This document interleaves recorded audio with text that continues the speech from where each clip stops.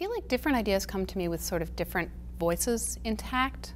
So when I had the idea for a book like Chicken Butt, which is a very young book, kind of good for preschoolers and kindergartners and first graders, it really, I envisioned my reader for that book, and I heard the voices of that book, because it's told in dialogue, as being for that age range, and that just really was the right fit for me.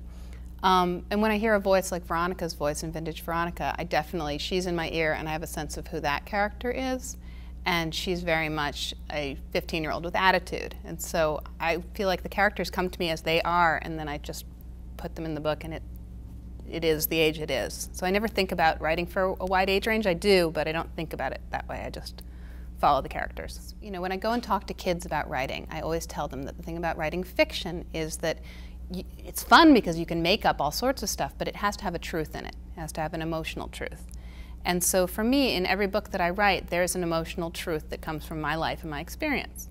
And so with Dottie, the story of having an imaginary friend or having something about you that makes you feel like you're not like the other kids or like you're a baby in the other kids' eyes was a story that I could relate to when I look back on my own experience as a kid. And so that was a story that I wanted to tell, but then I told it in a way that it incorporated things that weren't part of my experience.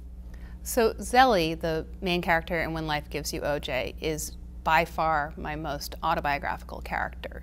I grew up in Vermont. I grew up Jewish in Vermont. I grew up with a grandfather who had a very larger-than-life presence and a lot of opinions, and had a sort of a loving yet adversarial relationship with me, and I wanted to convey all of that in the book.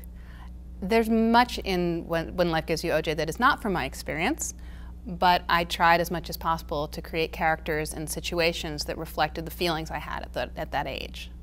I think the beauty of fiction in creating opportunities for children to relate to books and to project themselves into books is that children, and I see this in very, very young preschoolers, can look at a book and look at characters and see themselves there, and know those experiences and those feelings as their own, even if they can't articulate that.